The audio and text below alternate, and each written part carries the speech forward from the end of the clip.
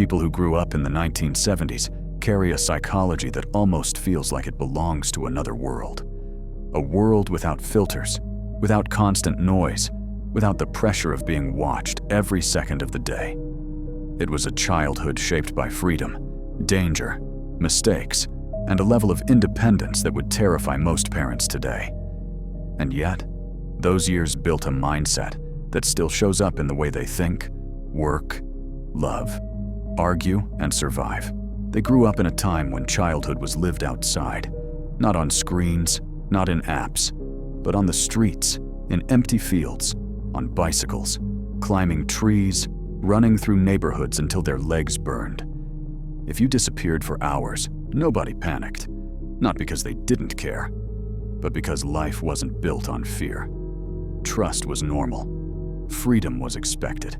Psychologically, that kind of upbringing programmed something rare, a natural belief that you can handle problems on your own, a quiet confidence in figuring things out without step-by-step instructions.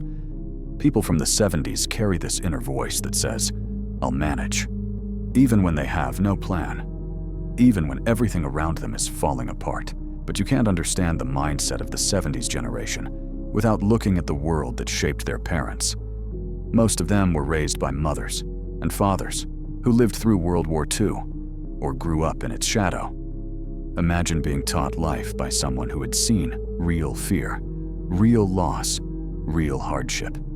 Those parents didn't talk much about feelings. They didn't celebrate every small achievement. They didn't collapse over stress.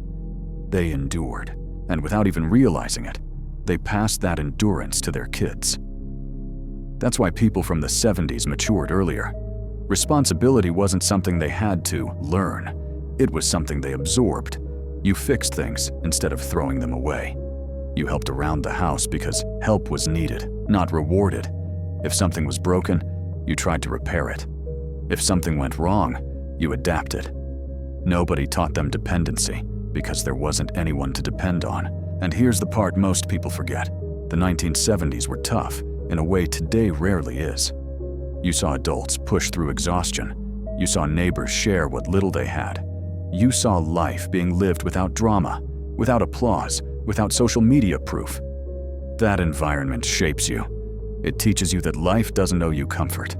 It teaches you that challenges aren't curses, they're training. This is why many people from the 70s feel older than their age, not physically, mentally. Their maturity came from being exposed to real life early, not from textbooks or motivational quotes. They grew up fast because life was honest with them from the beginning. But there is something beautiful about this generation. They became the bridge, the last ones to live a childhood untouched by screens, and the first to step into the digital world that would transform everything.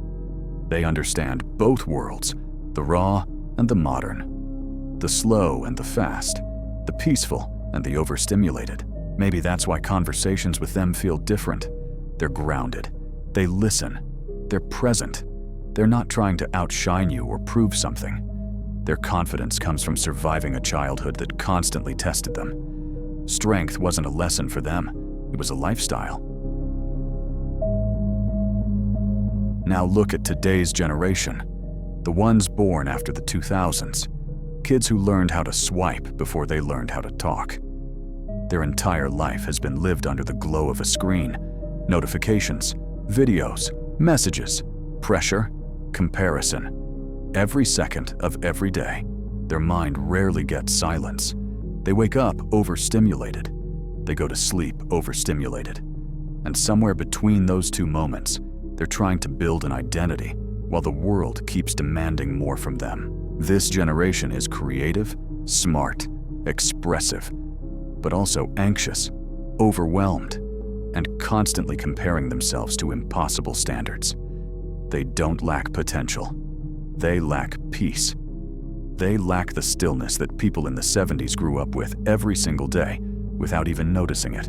Two generations, two mindsets, two completely different realities.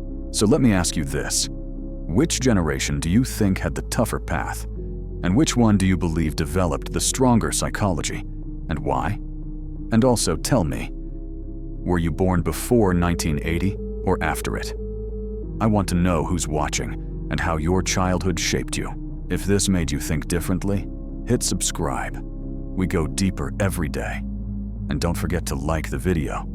It helps more people find messages like this.